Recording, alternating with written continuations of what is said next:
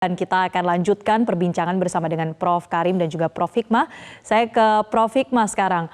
Prof, apa saja dampak dari berbagai ketegangan yang terjadi di dunia saat ini, khususnya adalah terhadap Indonesia. Kemudian bagaimana Indonesia seharusnya bersikap dalam kebijakan luar negerinya, Prof? Ya, ada beberapa prioritas ya yang akan mungkin jadi pembahasan dan dilontarkan sebagai pertanyaan kepada para capres ya. Pertama adalah mengenai bagaimana sikap Indonesia terhadap serangan yang dilakukan oleh Israel terhadap Gaza. Mungkin masyarakat sudah tahu bahwa kita akan menolak, mayoritas masyarakat kita menolak serangan tersebut. Nah, pertanyaannya adalah bagi capres, apa langkah yang akan diambil? Apakah seperti Bapak Presiden yang kemarin ini pergi ke misalnya saja Oki, lalu bertemu dengan Presiden Joe Biden, dan dalam pembicaraan yang tanpa diduga-duga beliau mengatakan bahwa Indonesia akan berterima kasih ke Amerika Serikat apabila Amerika Serikat dapat menghentikan serangan yang dilakukan oleh Israel ke Gaza misalnya. Seperti itu. Belum lagi ada Ukraina, perang di Ukraina. Kita lihat saja pattern dari Bapak Presiden. Menjalankan politik luar negeri bebas aktif tanpa kita mau ada di pihak mana. Kita tidak mau ada di pihak Amerika Serikat, tapi Ukraina, tetapi juga kita tidak mau berada di Rusia.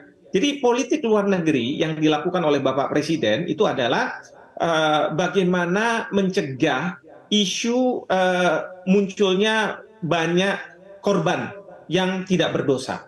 Ya, jadi Bapak Presiden datang ke Jerman, ketemu dengan para pemimpin G7, lalu pergi ke Ukraina, lalu kemudian juga ke Rusia. Ini menunjukkan bahwa pada saat Indonesia punya kesempatan sebagai Presiden G20, beliau melakukan hal-hal tersebut. Tentu kita ingin mendengar seperti apa. Saya sendiri masih belum tahu apa gagasan-gagasan besar yang akan dilontarkan oleh para capres ini, misalnya terhadap dua isu ini. Karena bukannya tidak mungkin pada saat beliau-beliau menjabat, isu ini masih bergulir.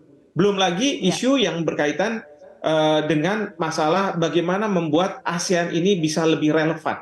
Ya, belum lagi masalah perdagangan internasional. Bagaimana memastikan bahwa kekalahan kita di WTO itu kita bisa upayakan untuk kemudian tidak berdampak pada keinginan Indonesia untuk melakukan hilirisasi misalnya.